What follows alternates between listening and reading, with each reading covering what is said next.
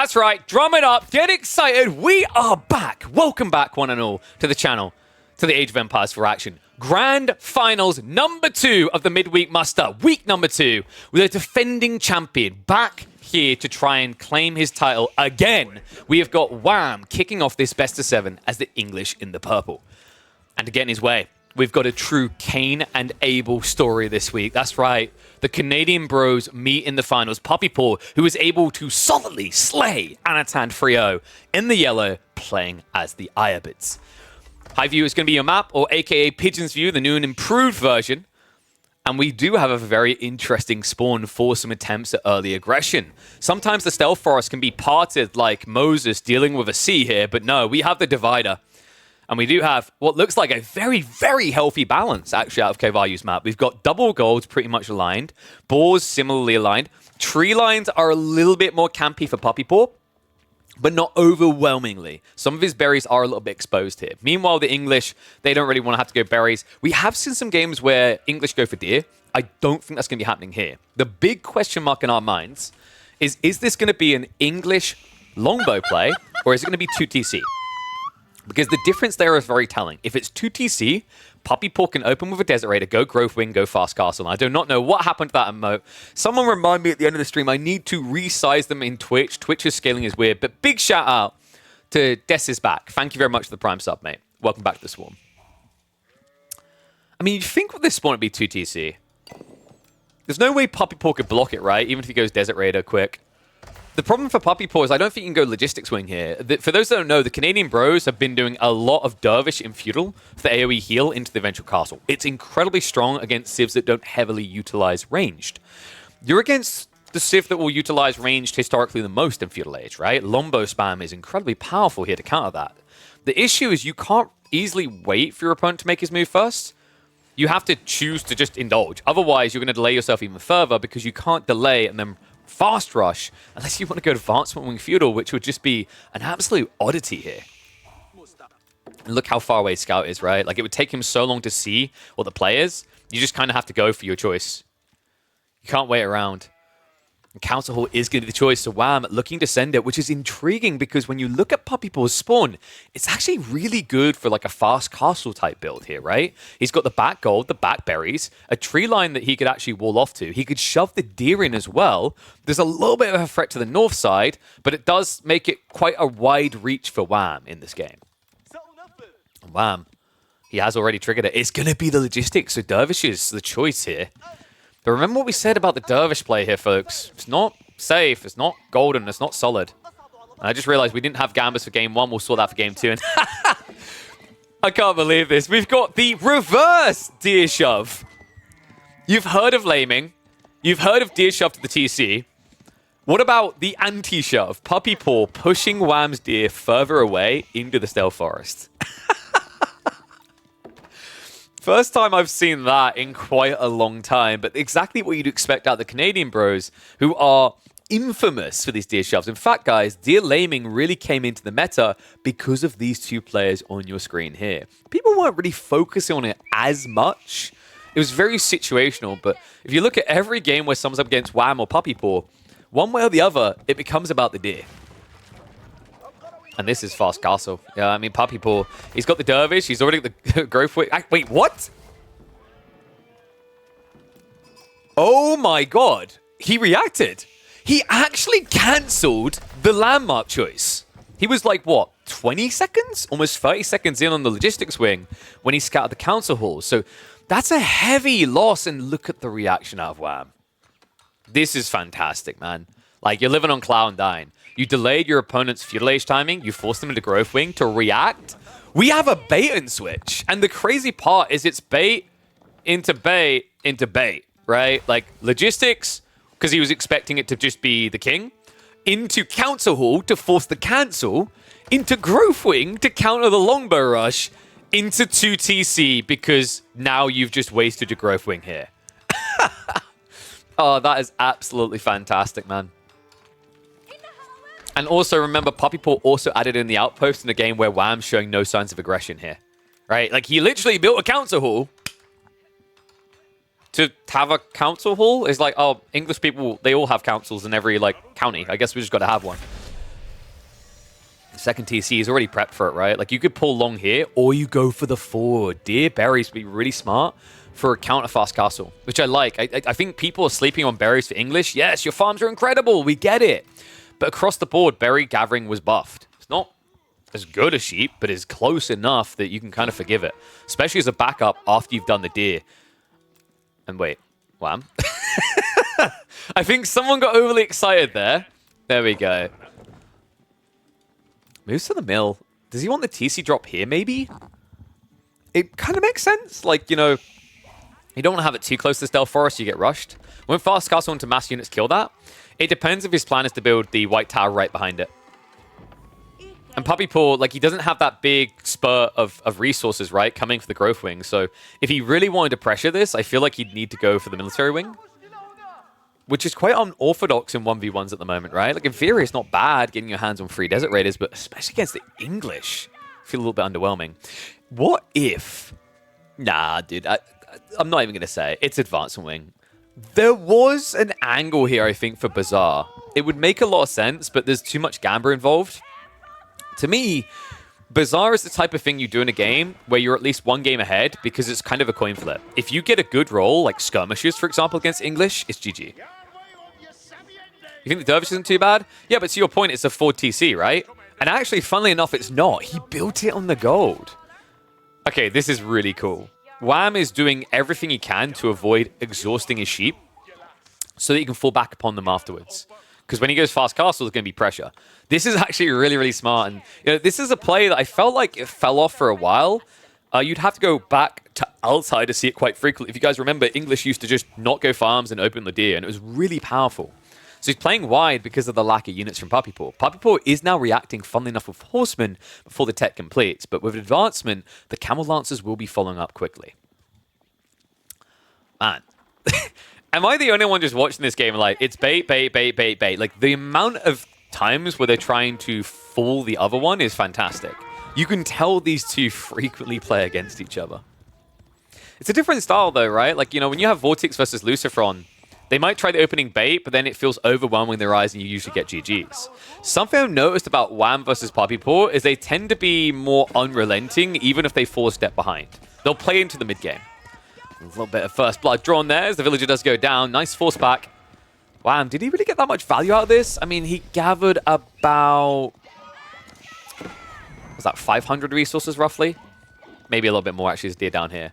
So it's not too bad. Once again, remember, it's all about delaying the need to eat the rest of the sheep. And he still has a few more coming home. Still has the deer to the south side. But that should also be known about. Puppy Paw already marching south with that horseman. Tough thing here, guys, is like... English actually get countered by horsemen on the proxy eco more. Because remember, like any other civ, they'll pull shivs out and they'll stab that horseman back because he has no melee armor. When it's horsemen against English, you suck. Because you have 5 base damage and 2 of the damage is removed, right? So horsemen naturally fare a lot better against English villagers than they do any other villager in the other game. Walls are now going... Okay, that is insanely defensive. So this is going to be a white tower drop here, right? Between the two TCs. He's going to bridge the gap. He doesn't get the berries, though. You know, this isn't going to be a comfortable game for him. And smart move by Puppy Paw. He's not going too hard into aggression right now. Because it's 2 TC, he needs to get his own chocolate bar. And his chocolate bar in this is going to be filled with golden bits. I guess this would be like honey or something. Relics are on the agenda. And looking at the map spawn... Wait, do we have a 4 relic spawn? I don't think we've had that before. That's very rare, actually. We've been consistently getting 5 relics, so something to iron out next week. I know Cavallo already has some changes ready to pump for week 3, but am I blind, or is there only 4 relics? One on the way home. Yeah, that's very unusual. I mean, the spawn is balanced for 4 relics. I guess that's the positive here. But I think it's the central stealth forest is like overwritten it. We have this in some maps though. You know, before anyone's like, oh my god, this map is not ready for competitive. Frisian Marshes has had this issue for 3 years, and it's still considered a really good map. So we'll look to get it fixed, but I don't think it's like tragically the end of the world for Puppy Paw that there's 1 less relic here. Love this, though. He's going for Sacred Sites. It's a counter to English camping. Like, look at this guy. Building a white tower, 2 TC in his base. I'm going to turn my nose up at him because we all know what Wham wants to do here. He just wants to camp and maybe even do a fast imp. We've seen the Canadians love that type of build. But by going for the Sacred Sites, that's going to force you out into the map at a spike timing, because Puppy Paw, with the Sacred Sites, with the relics, his economy is going to be better than Wham's. Wham hasn't set up farms yet. He's only now doing that. There is the Golden Age here to consider for the 10% gathering rate. Right now, economically, Puppy Paw should be more powerful. In fact, you can kind of roughly see that. I love the follow-up detail as well. Some stone being gathered here. He wants the Spirit emplacements to make it very difficult for a cheap decap. Gulam's coming out. Interesting considering the white tower, but it's kind of tricky, right? You don't know what your opponent's going to build out of it. From this position, you should kind of anticipate 1 or 2 knights, but you have lances, so he should be deterred anyway. But Gulam's intriguing against men-at-arms, because you have to remember, with men-at-arms, with armor-clad, you do like no damage. It's a tough fight to win, especially when you consider they can get the attack speed aura, right? Because you attack for 15 and 10, but with armor-clad, the men-at-arms are going to have 6 armor, right? So your double strike, instead of doing 25 damage, it ends up doing 13.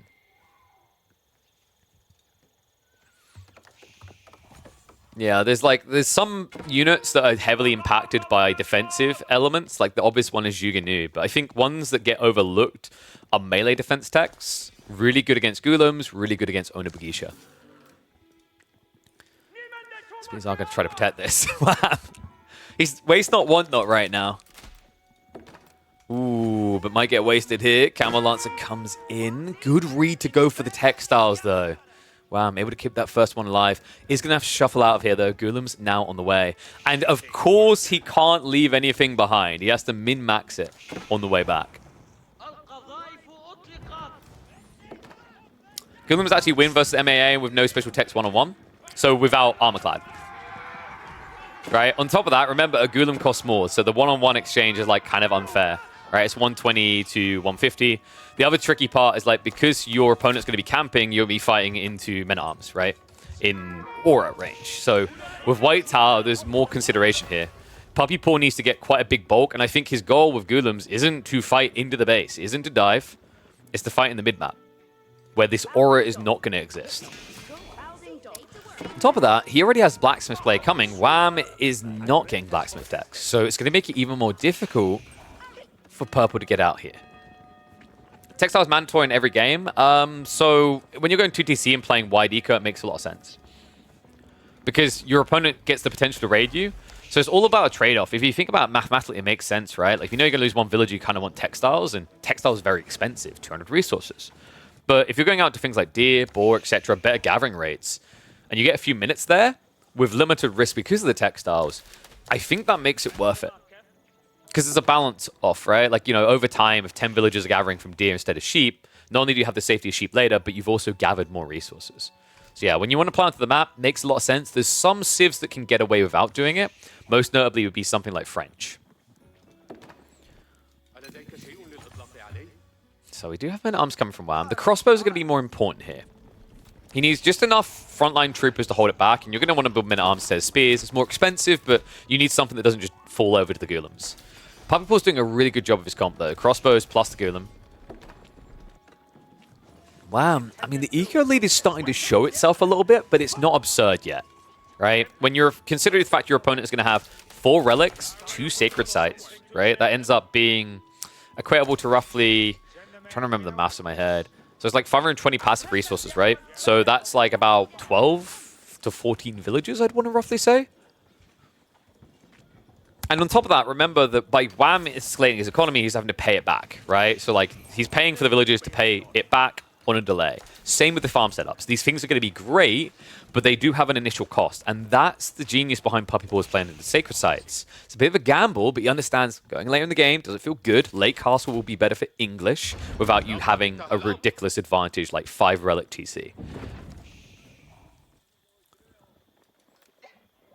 Now, don't let the Canadian bros hear you say that the best comp is Cav.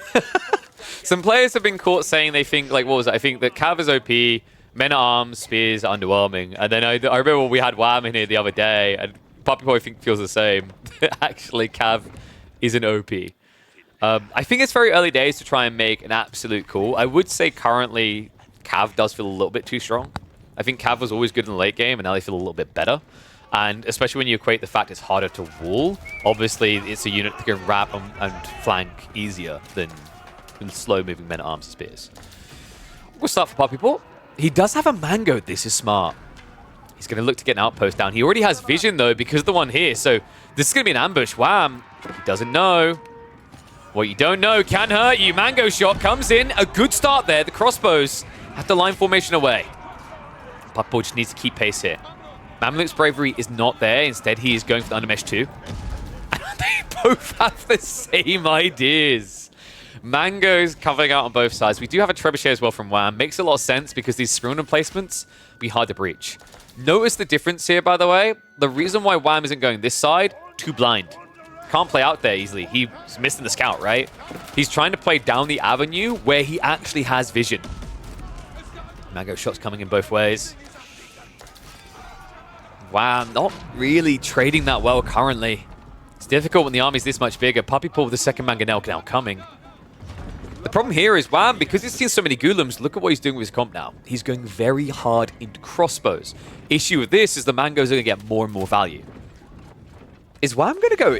No, you can't go Imperial without a decap here. So he's flowing resources, but the reality check here is if you go Imperial, you're dead.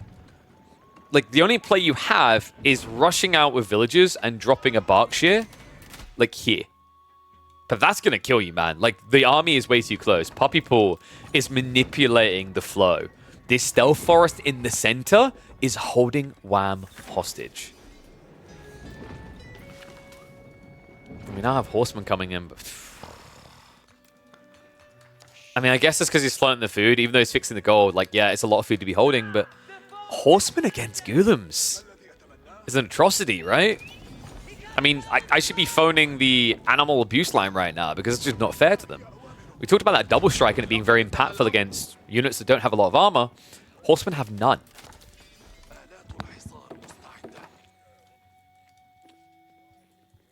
Wham has one strike at this. Some people might look at this and be like, man, this is unfair. All he done is camp the sacred sites. Reminds me of King of the Hill. Does it though? Because English were really good on King of the Hill. I kind of like this because what's happened is the player who has been insanely greedy has been punished. Wham has a very hard game on his hands because he chose to take the atypical English sits in corner, doesn't come out meta. And I kind of understand it in this matchup. It's tricky to play into Ayyubids, but yeah, it came because of that back and forth bait that he was stuck with this option in the end. And we do at least have this. This is smart, actually. He did sneak the stables in the backside. There will be one big pump at this. And Puppy Paw has invested in a lot of mangoes, but the Ghoulam line is fat.